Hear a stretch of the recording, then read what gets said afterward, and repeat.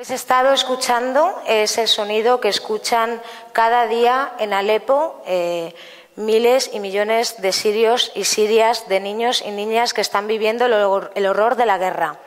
Siento arrancar esta vez con un ánimo un poco más bajo ante la crisis de Siria, la barbarie que está ocurriendo ahí, pero nos parecía muy importante como Oxfam traer aquí a esta Social Good Summit la crisis de Siria. Una crisis que, como sabéis, la Asamblea General de Naciones Unidas está acaparando absolutamente todos los debates, pero parece que seguimos sin fijar una fecha para que arranquen las conversaciones de paz entre Rusia y Estados Unidos. Yo quería arrancar con Siria dándoos unos datos. Ayer hablamos mucho de datos, a los periodistas les gustan mucho los datos, pues yo traigo datos y Siria tiene datos para aburrir. 100.000 personas han perdido ya la vida en esta guerra. 100.000 personas. De esas 100.000 personas, el 7% son menores de 15 años. Eso significa que cada mes en Siria se pierden 5.000 vidas. Que puede parecer mucho o poco, que es lo que tienen los datos, que no sabemos ni si es mucho ni poco, hemos llegado a ese nivel, pero para que os hagáis una idea, la guerra de Irak tenía 3.000 de media. La guerra de Siria tiene 5.000 de media cada mes. Más de 6,8 millones de personas tienen actualmente necesidades humanitarias urgentes. 6,8 millones de personas, estamos hablando de 2 veces la población de todo Madrid. Madrid lo multiplicáis por 2 y están viviendo una situación terrible. 6,8 millones de personas que, para que os hagáis una idea, es casi un tercio de la población que tenía Siria antes de comenzar el conflicto. La cifra más abominable, la de siempre, los que más sufren, las que más sufren, los niños y las niñas de Siria, que no tienen nada que ver con todo esto y que no se merecen lo que está pasando y que nos necesitan. Necesitan a la generación conectada para hablar por ellos y para luchar por ellos. Unos niños que, como veis, ahí tenéis el coste del conflicto. Estamos hablando de 1 millón de niños y niñas que están ahora mismo viviendo en campos de refugiados o en asentamientos que ni siquiera llegan a ser campos de refugiados. Más de 3.000 escuelas dañadas o destruidas, de derecho a la educación. Bueno, qué lujo, ¿no?, para un niño o una niña siria. Más de 7.000 niños y niñas muertos, asesinados por la barbarie de la guerra. Una de cada cinco personas sirias ha tenido que huir. Y ahora mismo estamos hablando de 4,25 millones de personas que han salido de su casa y que se encuentran como desplazados internos en Siria. Se encuentran viviendo en asentamientos, se encuentran viviendo donde pueden, se encuentran sobreviviendo dentro del horror de una guerra. Ya hay 2 millones de refugiados sirios, 2 millones. Estamos hablando de la crisis humanitaria más brutal del siglo XXI y aquí no pasa nada. Parece que aquí no pasa nada. Solo Jordania... Bueno, mientras se mantenga el micro, vale. Solo Jordania y el Líbano ya acogen a... cada uno de ellos ya están acogiendo a 500.000 personas. 500.000 personas que llegan en masa. Jordania y el Líbano están absolutamente desbordados y desbordadas ante un asunto que es un problema y una cuestión de la que toda la comunidad internacional somos responsables y, por lo tanto, somos parte de la solución. Para que nos hagamos una idea, desde enero de 2013, cada mes hay 200.000 nuevos y nuevas refugiadas sirias. Y si seguimos así, a final de año, cuando estemos tomándonos las uvas en la Puerta del Sol, podemos alcanzar los 3,5 millones de personas refugiadas. A pesar de lo brutal de esta crisis, el llamamiento que ha lanzado Naciones Unidas para recabar fondos solo ha alcanzado al 40%.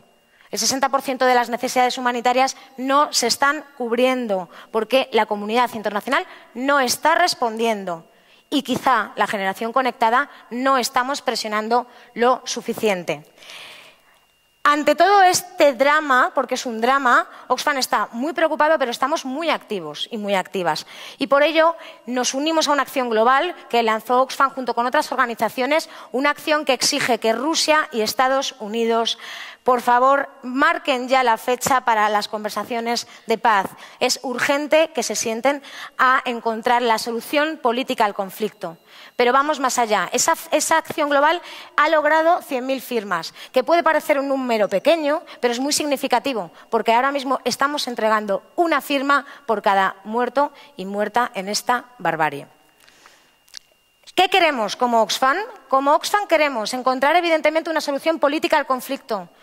Intervenir militarmente ahora mismo en Siria no traería más que más muertes y muertes y muertes, más drama, más crisis humanitaria. No es la solución. Apostamos por la negociación, apostamos por que Rusia y Estados Unidos, por favor, asuman su rol como líderes mundiales, que en teoría son, y hagan el favor de marcar esa fecha. Y sobre todo lo que queremos es que a día de hoy, por favor, se atiendan ya urgentemente las necesidades humanitarias de todas esas personas, porque cada día que pasa esas necesidades se mantienen y no las estamos cubriendo. Y sobre todo, queremos que cualquier crimen de lesa humanidad que se haya cometido en Siria, venga de donde venga, no puede quedar impune. Porque si queda impune, el proceso de construcción de paz que arranque luego no tendrá sentido y no valdrá para nada. Queremos que arranque un proceso de paz que incluya a las mujeres, por supuesto, que incluya esa voz y que permitan a la ciudadanía siria participar en ese proceso de paz.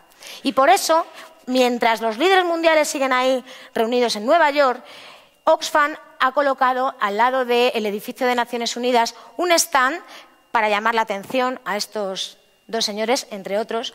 Un stand en el que hemos hecho un mural por parte de un artista latinoamericano, Eduardo Restrero, un mural en el que se invita, por favor, a Barack Obama y a Putin a sentarse, iniciar estas Syria Peace Talks. Pero yo os he dado ahora muchos datos, que muy bien, para todas las notas de prensa sabidas y por haber está muy bien, pero esto no es lo que nos gusta mostrar en Oxfam. ¿Por qué? Porque detrás de cada una de esas víctimas, detrás de cada uno de esos desplazados internos, hay un rostro humano, hay una historia de vida, hay una vivencia. Y yo esas vivencias no las conozco porque no he estado allí, pero tenemos aquí a alguien que sí que ha estado. Tenemos aquí a Nacho Carretero, que es un periodista que estuvo con Intermon Oxfam en los campos de refugiados de Jordania y de Líbano y que trae este rostro humano. Nacho, por favor, vente conmigo. Muchas gracias, Nacho. Hemos querido hacer un poco esto al revés, ¿no? Yo no soy periodista. Iba a decir gracias a Dios, pero a lo mejor me pegáis, pero no soy periodista, pero voy a entrevistar a un periodista. Y esto me hace mucha gracia y mucha ilusión también. Porque, bueno, Nacho, nos conocimos ayer. Sí. Y bueno, quedamos un poco para hablar del plan de hoy, que lo que pretende ser, bueno, más que una entrevista, es un poco una charla íntima, ¿no? Porque Nacho, como os comentaba, estuvo hace muy poquito, ¿no? Sí, estuve llegué hace un par de semanas de allí, de Jordania y de Líbano. Estuvo como decía, hace 2 semanas, acaba de llegar. Y Nacho, Nacho es periodista, es uno de esos periodistas comprometidos que tanto nos gustan en Intermon Oxfam y actualmente trabaja como freelance para varios medios, para XL Semanal, para Jotdown, que de hecho ha escrito ahí un reportaje sobre toda esa realidad que vio en esos campos y que os recomiendo que lo leáis. Y Nacho ha podido ver y sentir sobre todo las consecuencias de un conflicto que excede a las fronteras de Siria, que está ahora llegando a otros lugares, como nos comentaba. Entonces, como decíamos, bueno, hemos hablado de datos, pero detrás de cada dato hay un rostro humano. Tú conoces muchas de esas historias que están detrás de ese rostro humano. Si te tuvieras que quedar con una historia que represente ahora mismo lo que está viviendo la gente en esos campos de refugiados, ¿con qué historia te quedarías, Nacho? Bueno, nosotros hablamos con muchísima gente, claro. En Satari, que es el campo de refugiados más importante de refugiados sirios en Jordania, bueno, ahí conocimos a Seif, que es un hombre que me impactó especialmente. A lo mejor es un poco frívolo lo que voy a decir, o puede sonar un poco frívolo, pero cuando encuentras a alguien con una vida más o menos parecida a la tuya o con el que puedes empatizar, pues te identificas inevitablemente más. Seif era un hombre que vivía en un cubículo, por llamarlo de alguna manera, con sus hijos, con su mujer. No tenían nada, no tenían dinero, no tenían trabajo, estaba bastante destrozado psicológicamente y te contaba cómo, bueno, pues 3 semanas atrás estaba en su casa, en un barrio de Damasco de clase media, media alta, viendo la televisión, los niños jugando fuera, aire acondicionado, estaba en su vida, como podemos tener la vida cualquiera de nosotros. De pronto, en una semana, un giro, y estaba en una tienda de campaña con las bombas de fondo, sin comida, los niños ansiolíticos, sin poder dormir, la mujer en una depresión bestial. Entonces, de pronto, es cuando puedes empatizar un poco y decir, joder, es que qué pasada, ¿no? Estar en tu salón y de pronto una cosa que no va contigo, vives en una tienda de campaña. Y creo que es una historia que refleja la realidad de lo que es ser refugiado más allá de las cifras. Es muy interesante lo que comentas, Nacho, porque, bueno, no lo he dicho, pero la inmensa mayoría, quitando las de Barack y Putin, obviamente, la inmensa mayoría de las fotos que habéis ido viendo son fotos que ha hecho nuestro compañero de Intermón Oxfam, Pablo Tosco, en ese viaje que hizo con Nacho y en otro viaje que hizo a Alepo, que hay que ser valiente, la verdad. Y bueno, Pablo siempre que nos contaba un poco eso, ¿no? Que una de las cosas que es más fuerte, ¿no? del conflicto de Siria y que os invito a que esa empatía nos salga, es que estamos hablando de personas que eran como tú, como yo, que vivían con una serie de comodidades, con sus hijos estudiando en la universidad, como estamos ahora mismo, por mucha crisis que tengamos encima, ¿no? Pero sí que tenemos unas comodidades, mientras que a lo mejor en otros campos de refugiados, en otros países, por ejemplo en África, la situación de partida era más vulnerable y a veces hasta tus necesidades se cubren mejor incluso en un campo de refugiados. Esto en Siria es radicalmente la situación opuesta. ¿Cómo está afectando eso, claro, y eso a nivel psicológico sobre todo, ¿no? Claro, se nota mucho en el campo, en Zaatari, pues se nota que la gente, pues lo que tú dices, no es un campo en el cual venía gente de una situación muy, muy vulnerable y se mantiene o incluso tiene unas infraestructuras con las que no contaban. Es que es gente, como dices, que estaba tranquilamente en su casa y ahora está en un campo de refugiados. Entonces se nota una atmósfera de frustración muy grande. Nosotros también hablamos allí con uno de los psiquiatras que trabaja en uno de los 3 hospitales que hay allí. Nos decía que, claro, la cantidad de casos de estrés postraumático, de traumas, de consecuencias de vivir una guerra eran tremendas. Entonces la mayoría de la gente que está allí está muy herida psicológicamente y especialmente los niños. Los niños los ves ya, son muy violentos. De hecho es un campo bastante peligroso para nosotros, para un europeo que ande paseando por ahí, pues no es una buena idea. Y los niños especialmente van en grupos, no tienen mucho que hacer, por no decir nada, vienen traumatizados, están bastante cabreados y pueden resultar peligrosos. En general el campo resulta peligroso y al fin y al cabo es como nos decía el coordinador de ACNUR del campo, nos decía, bueno, es que estáis aquí con 125.000 personas que no pueden salir de aquí, muy cabreadas, muy jodidas, nos decía, y muy frustradas. Entonces, bueno, el cóctel no es nada bueno, lógicamente. No, es un cóctel molotov. Como ocurre siempre, has hablado de los niños y de las niñas, que yo creo que bueno, tener la mirada en la infancia y en esas cifras que de verdad que ponen los vídeos de punta. Los niños y las mujeres también, ¿no? Yo creo que son los colectivos que están viviendo el conflicto de manera distinta a lo mejor al resto. O sea, ¿cómo están ahora mismo las mujeres y los niños y las niñas en los campos? ¿Cuál es su día a día? Eso lo hablábamos ayer, que muchas veces aquí, en países, bueno, al fin y al cabo, más acomodados como somos nosotros, pues se abre el debate y hay un debate siempre, feminismo, mujeres, tal y cual, un debate que unos puedan ver más aceptable, otros menos, pero al fin y al cabo un debate válido. Allí no, allí es un hecho de que ser mujer y niño es un hándicap, y es un hándicap muy duro. Y las mujeres allí, pues, obviamente tienen el doble de dificultades, en primer lugar, porque no pueden trabajar. Allí en el campo la gente intenta buscarse la vida, intenta buscarse trabajo, pues abrir una pequeña tienda. De hecho, ya hay 300 tiendas, porque al fin y al cabo el campo pues se abre paso, ¿no? Y las mujeres no les dan trabajo. Y conocimos a una mujer, pues por ejemplo, que trabajaba recogiendo tomates fuera del campo hasta que la intentaron violar y ya no puede salir del campo. Ahora la mujer está desesperada dentro del campo, muerta de miedo, imagínate, y sin poder trabajar. Conocimos también una historia que me impactó mucho, que es una chica que se llama Leka y que, por cierto, hizo un vídeo para Oxfam y hace vídeos para Oxfam como pidiendo ayuda a Obama directamente. Leka es una chica joven que vivía en Damasco con su marido, se acaban de casar. Cuando estalló la guerra, el marido, por circunstancias, pues es amenazado por el régimen, se tiene que ir. La familia de Leka no se tiene que ir de Damasco porque vive, por suerte para ellos, en una zona, en una parte controlada por el régimen, entonces más o menos estable. Si no vives cerca del frente te puede tocar la suerte de vivir en una zona estable, pero se tiene que ir el marido. Entonces Leka decide acompañar al marido y ella está embarazada de 4 meses. Entonces llegan al campo y Leka estaba terminando la carrera de magisterio, entonces ella decide que se va a volver sola a Damasco a acabar la carrera. Entonces se va andando hasta la frontera entre Jordania y Siria. Estaba embarazada, tuvo que dormir 2 noches ahí en la cuneta. Bueno, una historia bastante difícil. Llegó a Damasco, acabó la carrera y se volvió a ir al campo. Le dijo a la familia, lo siento, pero yo me vuelvo a ir. Y ahora hace unos días dio a luz al niño, al bebé, en el campo. Y bueno, ella está ahí con el bebé en el campo. Ya tiene la titulación de magisterio y entonces dice que que no cree que Siria se vaya a recuperar nunca, que lo creen muchos refugiados, dicen que Siria nunca se va a recuperar, y entonces que buscará trabajo en Amán, en Jordania, como profesora. Pero creo que su historia refleja bastante bien lo que es ser mujer en esa situación. Me parece súper interesante una cosa que hablamos también ayer, ¿no? Y yo te preguntaba y te lanzo ahora la pregunta, y es, bueno, estamos ya hablando de 2 años de conflicto, cada vez llegan más y más refugiados. ¿Qué tipo de iniciativas de autoorganización o de montamos aquí, yo que sé, una pequeña escuela? ¿Cómo? ¿Están surgiendo iniciativas desde la gente que está en los campos? ¿Sí, no? ¿Por qué? No, o muy pocas. Y el por qué es porque el campo es muy reciente. Bueno, el campo tiene 1 año y un par de meses, pero realmente el crecimiento, la explosión, llega desde enero, cuando empieza ya una riada de refugiados brutal, y ahí crece de una manera, se multiplica por 20 el tamaño en 5 meses, que eso bueno, es incontrolable, es como una explosión de gente.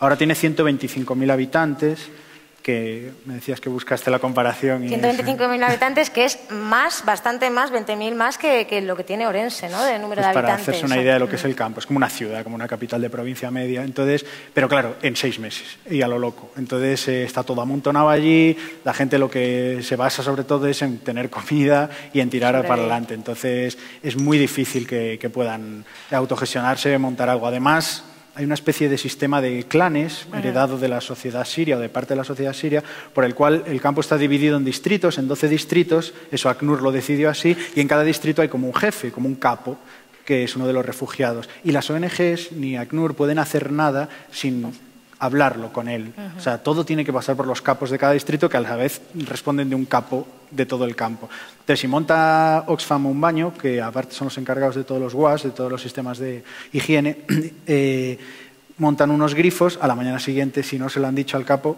no hay grifos. También viene de esa sociedad y viene también de una cultura de que ¿por qué voy a compartir yo baño? ¿Sabes? Yo quiero mi baño, entonces un baño aquí compartido yo no lo voy a tener. Desmantelan los grifos. Ahora las ONGs ya han aprendido, que si hablan con ellos, si están organizados y en connivencia, pues las cosas empiezan a salir adelante, que es lo que empieza a pasar ahora. Yo para cerrar con una idea, ayer hablábamos del poder de la generación conectada para cambiar el mundo. Siria me parece que es un gran ejemplo para estrenarnos como generación conectada organizada. Oxfam y otras muchas organizaciones van a seguir presionando a la comunidad internacional para fijar ya esas conversaciones de paz.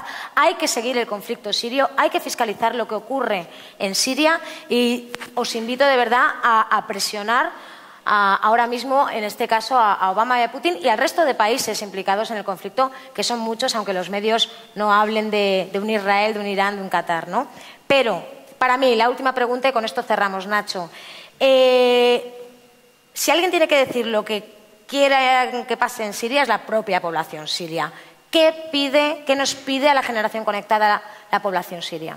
Bueno, en primer lugar hay que decir que ellos, aunque a veces nos hagamos una película, una imagen de lo que son los refugiados y la guerra, la mayoría de ellos tiene conexión a Facebook, a Twitter, a las redes, son muy conscientes de lo que pasa en Europa y son muy exigentes con lo que pasa en Europa. Nosotros nos decían constantemente, por favor, presionar a vuestro gobierno, por favor, salir, por favor, moveros en redes sociales. Entonces, la gente debe saber que no es en vano, o sea, que cuando hacemos algo por Facebook o por Twitter o por lo que sea, en el fondo les está llegando, al final les está llegando. De hecho, ellos utilizan un montón las redes sociales, YouTube un montón para hacer vídeos, etcétera.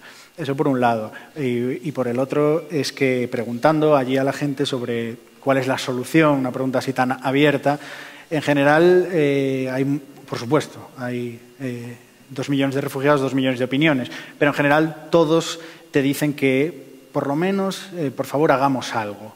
Entonces, la inacción, que es otra de las posibilidades aquí, como de, bueno, hay que intervenir, que se arreglen ellos, que es un poco como que se maten entre ellos, que bueno, es una opinión que alguna gente tiene, oye, no es mi problema, que se lo arreglen ellos, bueno, puede valer.